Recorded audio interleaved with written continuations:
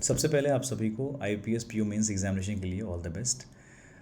मैं बस इतना चाह रहा था कि ये वीडियो एग्जामिनेशन हॉल में जाने से पहले हमारे स्टूडेंट्स देख लें, उन तक ये बातें पहुंच जाएं जो मैं अपने इस वीडियो में कहना चाह रहा हूँ लास्ट में।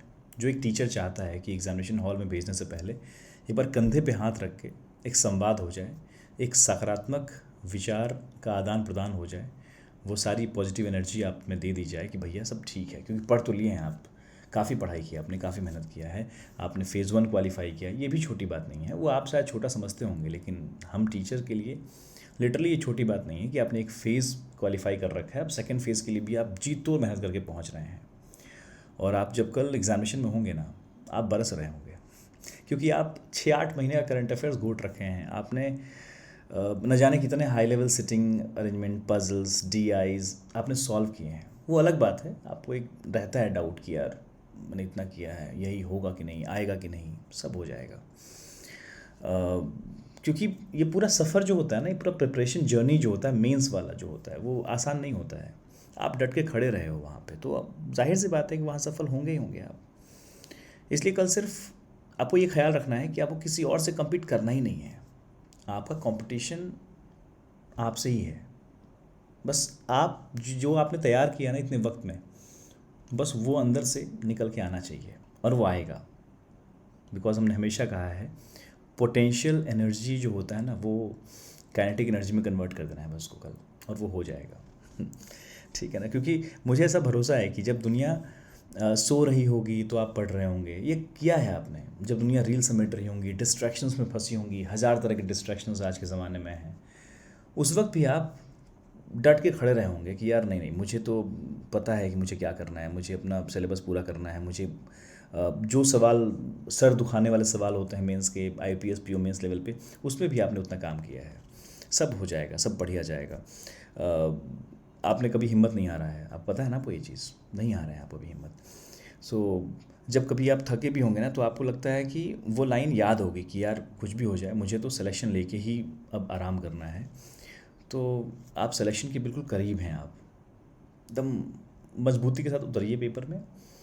हर सेगमेंट को मैंने आपको किसी और वीडियो के दरमियान भी ये बात बताया हूँ मैं, कि आपको बस किसी एक सेक्शन का बोझ अगले सेक्शन में नहीं लेके जाना है, इसका ख्याल रखना है।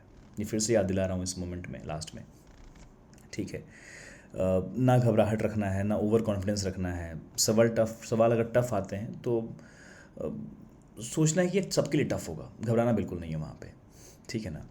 क्योंकि आप तैयारी जो की है वो आपने बहुत हाई लेवल कर रखा है। So cool, relax. टाइम को देखना है, टाइमर को देखना भी है, थोड़ा सा हिसाब लगाना है टाइमर का भी, लेकिन अ, उसका गुलाम नहीं होना है। मतलब ये नहीं कि भाई टाइमर भाग रहा है, अब मैं क्या करूँ। सो उससे डरना नहीं है, आपको उस पर चढ़ाई करनी है भाई। आपको उसको पार करना है, और कब कर रहे होंगे। सो अरे बहुत कुछ मन करता है बोलने का इस वक्त में कि यार ऐसा करो, वैसा करो। ठीक है, आई बिलीव आप सब कर भी रहे होंगे। मतलब मेरा ये मानना है कि जो सिलेक्शन है वो सिर्फ पेपर से नहीं होगा। मतलब कि पेपर है, सवाल आया, आपने सवाल का आंसर किया, सिर्फ पेपर तय नहीं करता है कि आपका सिलेक्शन होना नहीं होना है। दिमाग की जो शांति है ना, दिमाग को आप कितना कूलली आप मैनेज करते हो उस थ्रू आउट द 3 घंटे 10 मिनट का जो वक्त है आपके पास, वो बहुत बड़ा चीज़ है। उसको आप कैसे मैनेज कर रहे हो। सो आपके अंदर जितनी शांति और हिम्मत रहेंगी, जितना आत्मविश्वास रहेगा, उतनी अच्छे से आपने सिलेबस या फिर जो भी आपने अपने अंदर रखा है पूरा पढ़ के, वो सब वहाँ निखर के आएगा। बहुत पढ़ाई की आपने यार, सब ठीक है। आप सभी टीचर को याद कीजिए जिनसे पढ़ा है आपने, सबका आशीर्वाद, सब ठीक है। लेकिन कल आपको खुद का टीचर बनना है उस ड्यूरेशन में। मस्त मचा के आइए। क्या क्या बोलूँ और, सब ठीक है। मतलब ऑल द बेस्ट, ब्लेसिंग्स, आशीर्वाद आप सभी को। सो ठीक है, ऑल द बेस्ट, ब्लेसिंग्स, आशीर्वाद, मचा के आइए, फोड़ के आइए। और यो आप चैम्पियंस पहले भी है मेरे लिए, और आज तो आप बन के भी आएंगे और बताएंगे भी कैसा रहा पेपर। आईपीएस पीओ है, मतलब हम सबके बहुत करीब होता है ये पेपर, क्योंकि ये पेपर मज़ा आने वाला है, मतलब सभी के लिए। So all the best, blessings, आशीर्वाद। एंड वो वाला 4 पंक्ति तो सुनाऊंगा ही सुनाऊंगा कि आखिरी वार हो विध्वंसक प्रहार हो, आखिरी वार हो विध्वंसक प्रहार हो, परिणाम तेरे वश में है बस तुझे स्वीकार हो, तेज तेरी सूर्य सी न उसमें कोई विकार हो, इस बार के युद्ध में इस पार या उस पार हो। आशीर्वाद।